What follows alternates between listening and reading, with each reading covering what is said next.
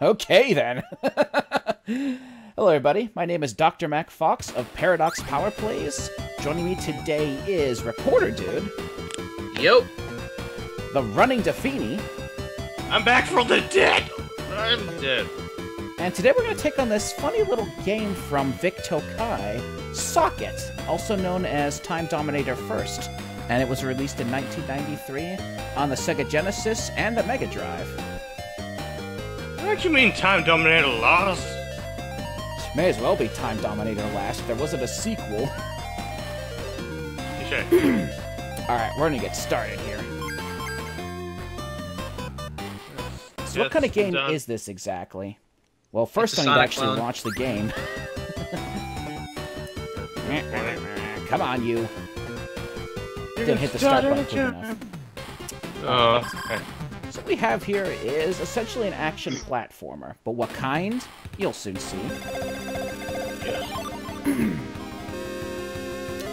Let's see, fairly high speed, Anthro mascot. It's a Sonic clone, in case you haven't figured it out. He runs on electricity. Yep. In this case, you are playing the role of Socket, this time-traveling robot kind of character. And you are after the villain of the game, who is known as the Time Dominator. So oddly enough, in the United States, this game is known as Socket. Mainly to sound more like Sonic and trick grandmothers into buying it for their kids. Yes. But then it's known as Time Dominator elsewhere, which was oddly enough, of course, the name of this game's villain.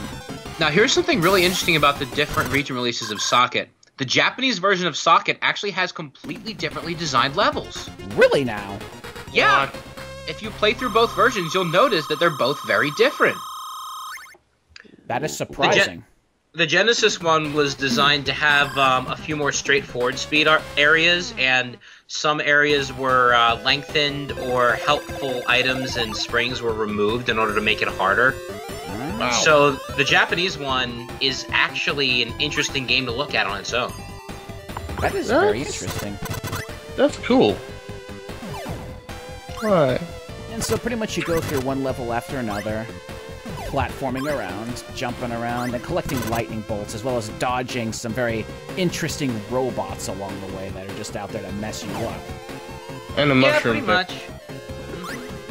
So why are we collecting lightning bolts? Well, they're crucial for how this system works for health.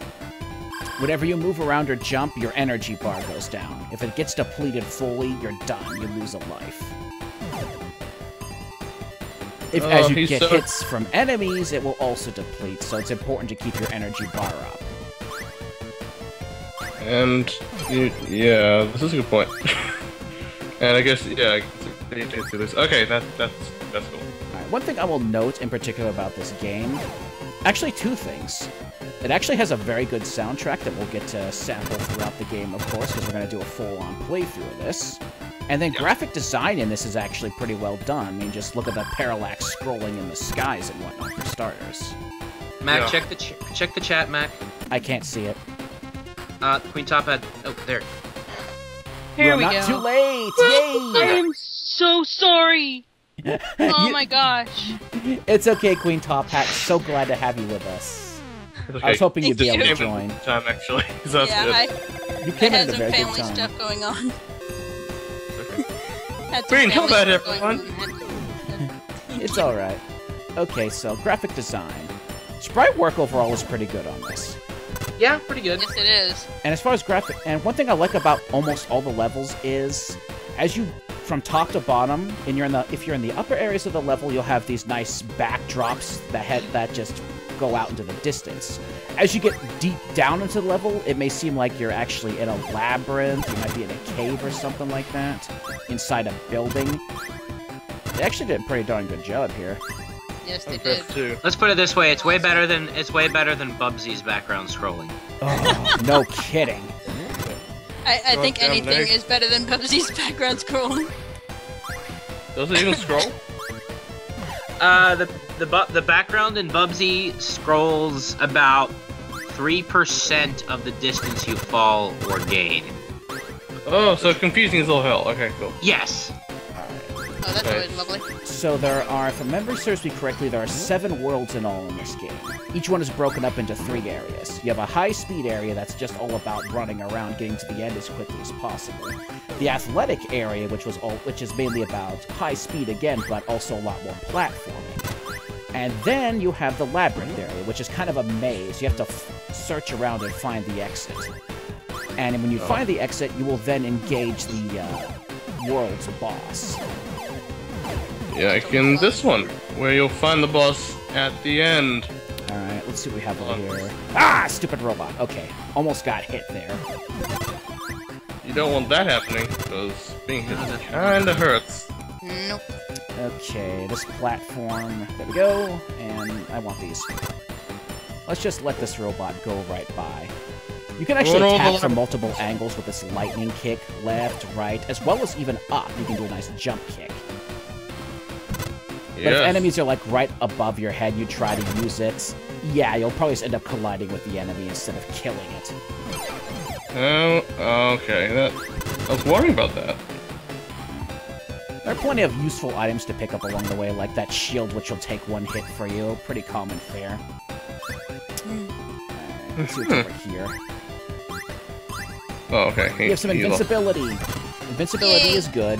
It lasts for a fairly short time, but of course you can collide with enemies, no problem. Most importantly, your energy bar does not go down while you're invincible. Handy. Occasionally, you will, in most stages, you will find this door just hanging out in the middle of nowhere. Go through it, 1 of 2 things will happen. 1, you will either be on your way to the end boss, or in this case, you come across this special zone. Now, you might be thinking it's a bonus area, right? No. This is an area, and there are 4 different varieties of them, where you have to get to the exit in one piece. In this one, you hit one of those numbered barrels at the bottom, it causes this trail of lights to appear. And I already fell, so we're off to a bad start there. And you just have to try to get to the top. But here's the trick. Several of these lines... well, not only are they all booby-trapped, but several of the lines actually, well, run into hazards like these spike balls that are present throughout the area. Not to mention the background moving around like that probably doesn't help at all. Yeah. The background's kind of trippy. Alright, let's see if I'm going to end up dying for the first time right here and now. What do we have up here? Ha! A safe path. Perfect. Now, if you get through the special zone, it will actually catapult you in the right direction, more or less. So now all we have to do is go down and follow this area around, and we will find the boss. There's some cruel instruments at the end of those other ones, I swear. One's gonna crush you, one's gonna bite you, one's gonna, well, give you an electrocution, the kind that doesn't work for you. And sometimes the special zones do have things like extra lives in them, so they can be worth going through. Yeah. Alright. God, that can be tricky though, apparently. And now we're gonna deal with this kind of wolf bat thing. It's Count Chocula! This is the time Dominator. Well, okay. He's our antagonist in that he's going through time messing with things, and Socket needs to put a stop to him. Alright, Socket, you tell him what not to do. You're gonna notice a pattern with most of the boss battles. One, they're actually surprisingly easy, which isn't such a bad thing if you consider that the labyrinth zones, some of them are really, really obnoxious to get through, so that can be handy. He's dead already? Yep. Yeah, that was it. Well, that was the first boss, so what do you expect? Jesus. Yeah. I was expecting you to, like, that to take a minute. And so, we clear the first world, and now we're on to the second. Yay. One thing to note, for every 30,000 points you score, you will get a continue. So if you play well, you can rack up continues like crazy. I think in my last playthrough I had like 10 of them by the time all was said and done. Yes, you did. Right. And 2 lives. Alright, we're gonna take a different path this time. Because here's a 1-up. And I think there's something up here. I want to hit the speed burner. Come on, take me forward. There we go. Nice. Forward into battle. Yeah. Alright, hit those when the gears mesh, and you can just fly along. Yep. Whoa! I didn't want to go up there so soon. Let's see, can I run up here? Nope, gotta hit the spinning wheels. Uh-oh, but first we're gonna fall the way back down first, and I'm gonna choose a different path because I'm not liking where this is going. This is a good idea. I don't like getting backwards either.